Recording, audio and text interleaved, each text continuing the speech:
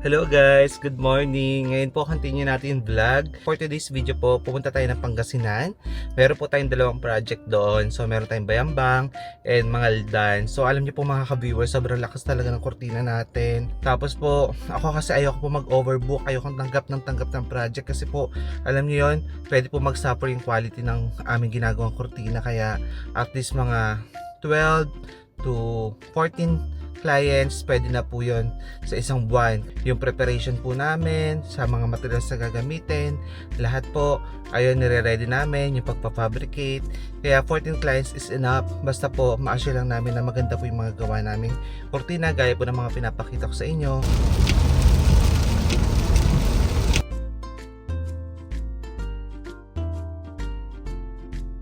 Hello mga ka-viewers, ngayon po nandito tayo sa Mangaldan, Pangasinan at ongoing po naglalagay tayo ng kortina. So imagine po no, kung gaano talaga karami po nagpapagawa sa atin ngayon.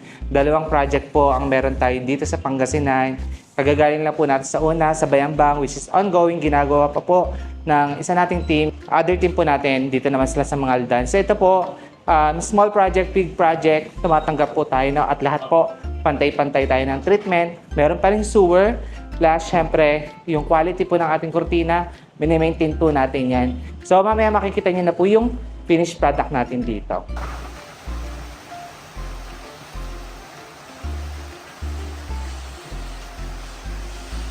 Yung client po natin is taga Canada and matagal niya na pong sinusubaybayan yung mga ginagawa nating kurtina.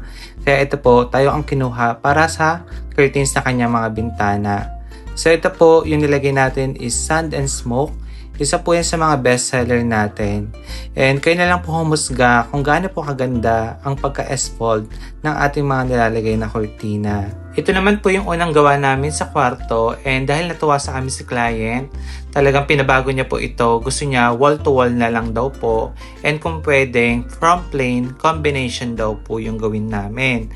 So ito po yung way namin para maayos. So nagdagdag po kami ng other color kasi gusto niya daw po is almond and tan. And para naman po sa kwarto, ang brand po na nilagay natin na blinds is Losa. Premium blackout po yan. I-search nyo na lang po kung gaano po kaganda ang Losa pagdating sa blinds. Ngayon po, second day po natin dito sa Bayambang, Pangasinan. Kahapon po natapos na natin yung Mangaldan. Ito po kasi sa Bayambang, kaya umabot po ng 2 days. Puro kortina po ito. Talaga po pag puro kortina, mabusisi po yun. At talagang sobrang kumakain po ng oras sa paggawa po ng isang curtains. Kaya po 2 days no. Ngayon po, pag ganito, dito po ako natutulog sa sakyan. Kaya minsan po sa bahay po, pag empty pa, ganyan, yung client po, sabi niya wag na kami umuwi, pwede naman daw kami matulog doon sa loob ng bahay niya since empty pa, pwede rin daw po kami makiligo na sa kanila para doon na kami refresh, no? So ngayon mga ka-viewers, pakita ko po sa inyo yung mga ginagawa pa namin doon at syempre yung ating kahuli-hulihan, yung finished product. Ito po pala yung bahay sa Bayambang na nilalagyan natin ng kurtina. Unfortunately po, bumabagsak po ngayon yung tiles na nakakabit sa front po ng bahay. Pero ang maganda po, ongoing, inaayos na rin po yan ng contractor po nila. Inabot po kami ng 2 days dito kasi on the spot po namin ginawa yung kurtina ni client. And sa paglalagay po kasi ng kurtina, kumakain po yan ng oras. Hindi rin po siya mabilisan. Kaya kung magpapalagay po kayo ng kurtina sa iba, magtaka po kayo bakit ang bilis po nagawa ng curtains ninyo unlike sa ginagawa namin. Thank you po sa ating merienda. May kasaba cake sa pansit. Thank you, ma'am. Thank you po pala sa mabubuti nating client and salamat po at pinaghahandaan niyo po kami ng pagkain habang nagtatrabaho po. Thank you po sa inyo. So start po tayo ng tour. So ito po yung itsura ng dining area before at ngayon. Ito yung finished product natin sa dining area, guys. Bali, wall-to-wall po ang finish natin dito kasi pag nilagyan na po ito ng mesa, medyo huge po yung size nun. Ayan, maganda pong pang background itong ating kortina, saka nakakaklase talaga ng bahay. Ayan. Next ko ipapakita sa inyo mga ka-viewers itong kanilang kitchen area. Dito po naglagay tayo sa area na ito ng Losa po na brand na Korean blinds na blackout. So ito po medyo huge yung window po kasi dito.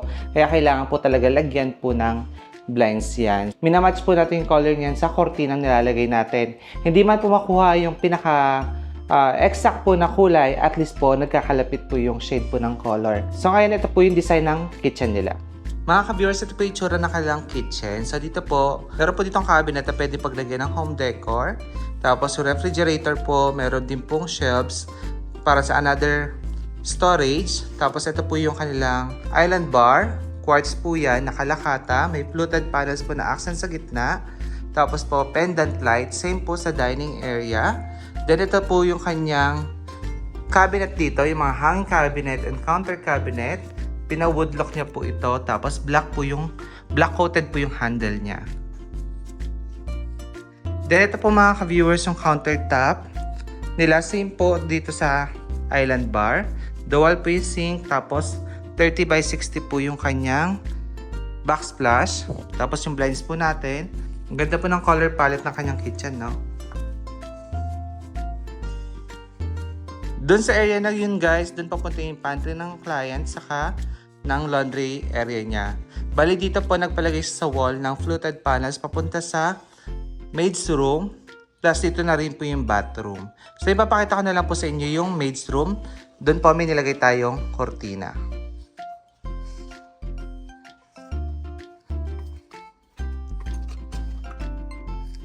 For temporary, ginawa mo na po itong storage area. So ito po yung kanilang maid's room. Meron pong wardrobe cabinet plus yung curtains po natin. Ito naman yung finished product po natin sa master's bedroom.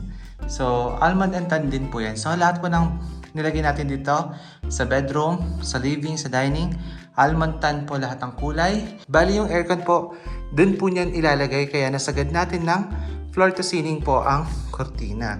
Sa other bedroom po, syempre, kortina na rin po ang pinilagay ni client. Kinonsider niya po kasi maluluwag naman po yung pagkakagawa ng mga bedrooms niya. And fan talaga daw po siya ng curtains, lalo na po yung mga gawa natin na pinapanood niya. Ang gaganda daw po, no? So, ito po, yung isang kortina, lalagyan pa po natin yan ng tassel. Ayan po yung tsura sa malapitan. And, ayan po. Tapos dito sa other bedroom, isang bintana naman po yung nilagyan natin ng cortina. Hindi ko na po to wall to wall kasi po meron na pong cabinet sa gilid po yan. And bago po magtapos ang ating vlog, gusto ko lang po sabihin sa inyo ng mga ka-viewers, sa pagpapalagay po ng cortina at blinds, nasa inyo naman po yan kung ano pong gusto nyo ilagay sa mga bintana po ninyo. So, gaya po nung isa nating client, combination, meron pong blinds, meron pong cortina. Yung isa naman po nating client, puro cortina. Kasi ganito po yan, no? Ang malalaki po ang kwarto po ninyo at nakikita nyo po talaga na kailangan lagyan ng cortina. Bakit po hindi? Gaya po ng isa nating client from Bayambang, dahil po malalaki po talaga yung space ng kwarto, gaya ng nakita nyo sa vlog, gusto po niya cortina. Meron po kasi ako mga na-encounter talaga, mga fans sila ng cortina, kumbaga curtains addict sila. So, halos po lahat cortina po yung pinapalagay, no? Pero kami po kung ano po ang pasok sa budget ni client and ano po yung maganda, syempre, doon tayo. Ngayon po talaga, yung cortina po ngayon, hindi na lang siya cortina lang yan, ganyan. So, it helps po kung paano ma-improve po yung ganda ng bahay po ninyo. Ganyan, malaki po ang naidadagdag niyang ganda sa bahay. So, maganda po, kung hindi nyo man po kunin ang serbisyo namin, mag-invest po kayo sa magandang curtains, magaling po gumawa, para po at least, ayun po, mas lalo pong gumanda or maging elegante po yung dream house po ninyo. So, part na rin po siya sa pinaglalaanan po ng budget, no? And, ngayon po mga ka-viewers, abangan nyo po yung mga upcoming naming vlogs. Marami na po ako nagawa, kaya lang po, etong nakaraan, marami lang po akong inasikaso pa. So, sa business po, ganyan. Tapos, makakarating po ako ng Ilocos this month, maglalagay po kami ng cortina doon. And bukas po, maglalagay din kami ng cortina. So, yung client po, ito, malaki po ang chance natin ma-prove sa inyo kung ano po ang kaibahan ng aming curtains. Kasi po, itong lalagyan natin ng cortina is may cortina na. Pero wala pa pong 1 year, is pinapatanggal niya na po. Kasi pumapasok nga po yung init sa loob ng bahay niya and nag-run na po yung fabric, which is makikita nyo naman po yun sa vlog, no? Again, kung gusto nyo po magpalagay sa amin ng kurtina at naghahanap po kayo na hindi kayo may scam, and syempre quality, maganda po ang pagkakagawa ng curtains, hindi minadali, hindi napadaan, baka makonsider nyo po kami, no? So, ang aking pong Facebook, Billy Toledo Vlog and Rovel Curtains and Blinds, pwede po kayo mag-message dyan. And gaya po na sinabi ko po mga ka-viewers, first come, first serve po tayo, no? Maximum of 14 clients lang po ang aking tinatanggap. Ina-assure ko po kasi na hindi po kami magkaroon ng domino effect pagtanggap ng project, and syempre po yung quality is ayun po, nagmumukha na lang po minamadali kasi po talaga mabusisi gaya nga po na sinabi ko sa vlog, no? So, first come, first serve po tayo, and lalo na po ngayong peak season na po natin, ayun po, meron na po nagpapabook ng November and para sa December, ganyan po, no? So, kami po, as early po, kung sino po mauna, yun po ipa-priority namin, kaya hopefully po, ayun po, mapaaga po ang inyong inquiries kung talaga pong gusto nyo kami ang maglagay po ng kurtina para po sa bahay ninyo, no? So again, sana po itong vlog na to nakakuha po kayo ng idea, may natutunan na naman po kayo sa pagpapaganda ng bahay. Maraming salamat po sa panonood. Ingat po kayo and God bless. Bye-bye!